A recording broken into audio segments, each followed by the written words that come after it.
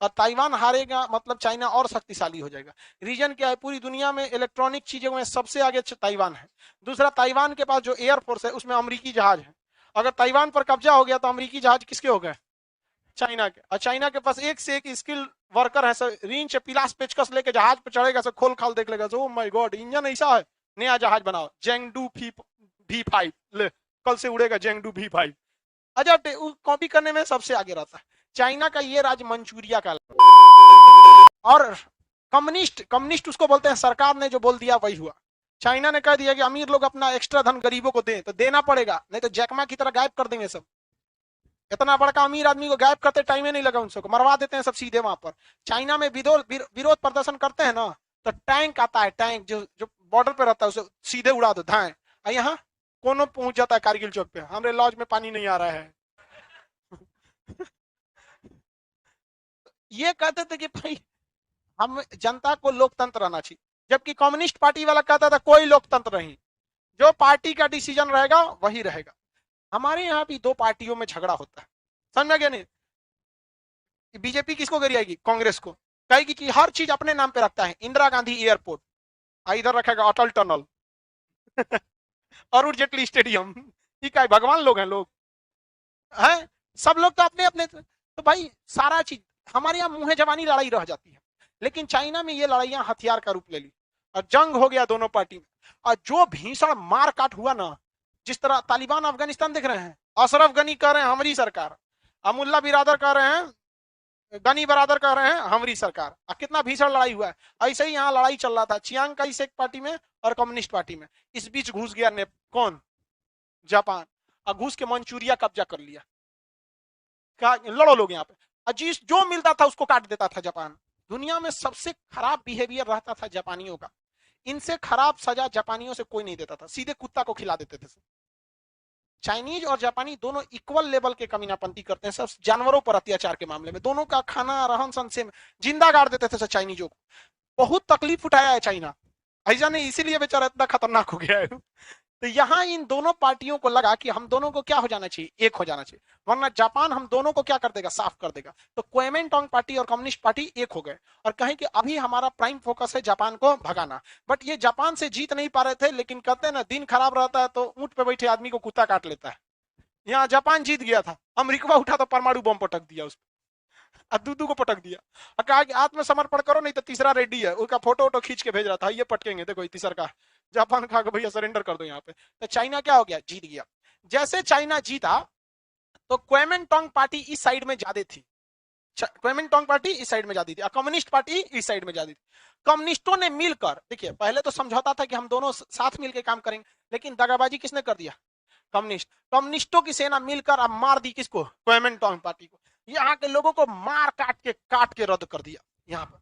तो कुछ लोग जो बचे थे वो सोना चांदी पैसा हथियार तोप टैंक जहाज जितना इनके पास था वो लेकर फार्मूसा द्वीप पर चले गए। कहाँ चले गए, फार्मूसा। तो ये किसके अंडर में आ गया, क्वेमेंटोंग पार्टी के अंडर में, जो कैसा रहता था, लोकतंत्र। और ये पूरा का पूरा माओ से तुंग के अंडर में आ गया, कैसा हो गया, कम्युनिस्ट। ये कहता है कि हमारे देश का नाम है पीपुल्स रिपब्लिक ऑफ चाइना। और ये क्वेमेंटोंग पार्टी वाला अपने देश, इसको ताइवान कहते हैं, ये कहता है मेरा नाम है रिपब्लिक ऑफ चाइना। क्या नाम है, रिपब्लिक ऑफ चाइना। ये कहता है पीपुल्स रिपब्लिक ऑफ चाइना। ये कहता है कि वन चाइना पॉलिसी, यानी चाइना इसको लेकर है, ये हमारा एक विरोधी राज्य है जो भाग गया था। ये पगला क्या कहता है पता है, हम ओरिजिनल चाइना है, हम इसको भी वापस लाएंगे। नहीं महाबैल था तो जो तेरा जगह मिल गया वहां रह जो शांति से। लेकिन एक्चुअली में था यही शुरुआत में ज्यादा ताकतवर था। शुरुआत में कौन ज्यादा ताकतवर, यही। लेकिन जब माओ जेडांग आया ना, माओ से तुम के बाद एक माओ जेडांग आए थे, उन्होंने चाइना का इतना भीषण डेवलपमेंट किया जिसका कोई हद नहीं। पूरी दुनिया में 90 के दशक में, 1990 के दशक में इंडस्ट्रियल रिवोल्यूशन अपने उफान पर था, नए नए मशीनें आ गई थी, उनका डिमांड बढ़ रहा था, टीवी का, टेलीफोन का, कूलर का, वॉशिंग मशीन का, पंखा का, मोटरसाइकिल का, स्कूटर का, गजब डिमांड बढ़ा था वहां पर। अब मान के चलिए यही काम किया चाइना। पूरी दुनिया में, जापान में, कोरिया में, सिंगापुर में, अमेरिका में जितनी कंपनियां थी पगला रही थी, उनका डिमांड इतना ज्यादा था कि उनके पास फैक्ट्रियां कम पड़ रही थी, 24 घंटा काम करना पड़ रहा था, फिर भी डिमांड पूरा नहीं हो रहा था। तो इनको ऐसा जगह चाहिए था जहां सस्ता लेबर हो, मेहनती लोग, चाइना ने कहा कुछ नहीं, चला। माओ जेडंग ने क्या कहा, चला सड़क देंगे, बिजली देंगे, पानी देंगे, सस्ता मजदूर देंगे, जो मजदूर टाइम से नहीं आया लात मार के निकाल देना, कुछ दिक्कत नहीं है, गोलियों मार दोगे चलेगा, कोई दिक्कत नहीं, ले आओ यहाँ पर। पूरी कंपनियां कहां टूट पड़ी, चाइना में। भाई एक नंबर, एलजी, होंडा, होंडाई, जितनी कंपनियां थी, नोकिया, माइक्रोसॉफ्ट, गूगल, सब कूद गए कहां पर, चाइना में। एक नंबर का स्किल्ड वर्कर मिल गए सब वहां पर। चाइना क्या किया, कॉलेज खोला, पढ़ाने उड़ाने के लिए नहीं, कंपनियों से पूछा आपको किस चीज की जरूरत है, पेंटर चाहिए एक नंबर का, 3 महीना पेंटर का कोर्स है, कोने को करना है, 2 लाख वैकेंसी निकल है, धाए धाए धाए धाए पेंट मारा, और वहां पेंटर निकल गए सब। कोई डिग्री टिग्री मारो वहां पे, पेंटर तो एक नंबर पेंट करेगा। हमने यहाँ पेंटर को दीजिएगा, मजदूर भी है, पेंटर भी कर देते हैं, दरवाजा ठोकना है, हाँ, पल्ला झुला देंगे हम, तो कुछ नहीं करेगा, सब चौपट करके जाएगा। वहां पर हर चीज का स्पेशलिस्ट बना दिया, नट बोल्ट कसने वाला, स्क्रीन बनाने वाला, इलेक्ट्रॉनिक बनाने वाला, हर चीज का उसने क्या किया, स्पेशलिस्ट बनाया। और कहा कि अगर एक मिस्टेक करेगा ना, मेरे यहाँ का कोई एक आदमी एक मिस्टेक करेगा, 1% चांस मत देना, 8 बजे बुलाए हो, 8:01 हुआ ना, लात मारना, क्योंकि इधर सब ट्रेनिंग कॉलेज में भरल है सब, इधर लात मारो, इसको भेजेंगे और बैठा दिए, जो खाने पीने कुछ ना मिलेगा तुमको यहाँ पे। अब विरोध करेंगे तो टैंक खाइए।